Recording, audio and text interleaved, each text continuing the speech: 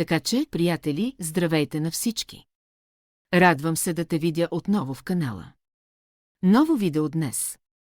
Ние ще работим с вас върху 4 подвижни средни и ценови обеми.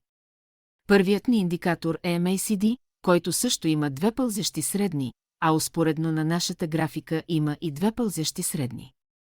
Днес ще имаме много пресечни точки, днес ще разгледаме ценовите обеми и ще се опитаме да предвидим по-нататъшно движение. Трябва да предвидим по-нататъшното движение точно за 1 минута, така че мисля, че няма да има голяма трудност в това. Да започнем да търгуваме. Сега ще ви дам първата ситуация, веднага ще сключим сделка. Така че, приятели, работим с тази ситуация. Тук ще имаме меча позиция. Мисля, че всички разбират причината. Виждаме стесняване на 2 пълзящи средни на нашата диаграма. Получава се пресичане. Имаше и кръстосване на индикатора MACD. Ценовите ни обеми са червени, падат. Затова мисля, че като цяло беше очевидно къде да се отвори позицията. И така чакаме резултата. И така, приятели, първата ни сделка приключи. Отличен резултат. Задаваме сумата на $211 и преминаваме към следващата валутна двойка. И така, приятели, откриваме следващата търговия с този актив. Виждаме, че 2 пълзящи средни се стесняват на индикатора MACD. Очаква се пресичане.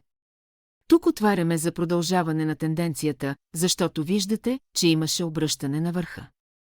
След корекцията тенденцията ни надолу продължава.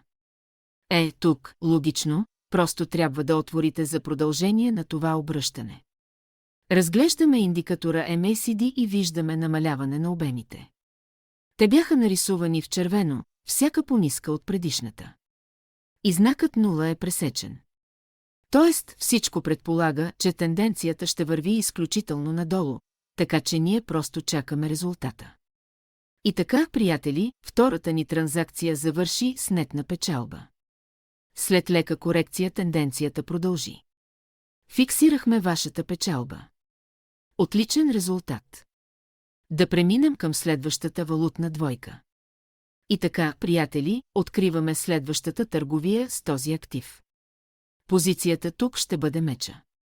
Виждаме, че има стесняване на индикатора MACD, както и на нашите 2 подвижни средни. Тоест очаква се пресичане, а цената е на максимум. Смятам, че тенденцията ще продължи надолу след обрата. Нека да видим резултата. И така, приятели, опасна ситуация, но въпреки това сделката приключи по положителен начин. $777 в нашия баланс. Задаваме тази сума и преминаваме към следващата валутна двойка. Така че, приятели, ще отворим следващата сделка за този актив. Тук ще имаме позиция, нагоре, отворете в тази точка за 1 минута. Погледнете внимателно. Ситуацията е интересна, защото, първо, активът има висока волатилност и второ, след корекцията изпитахме, на първо място, увеличение на обемите на индикатора MACD. Имаше пресечна точка, където зеленото е по-високо от червеното и има стесняване на нашите 2 подвижни средни. Тоест, това не доведе до нищо, тенденцията все още можеше да продължи и буквално сега ние ще вземем печалби с вас. Чакаме резултата. И така, приятели, нашата сделка приключи. Тук отново записахме печалба от $1492 в нашия баланс. Отличен резултат. Надявам се видеото да ви е харесало. Не пропускайте да се присъедините към моя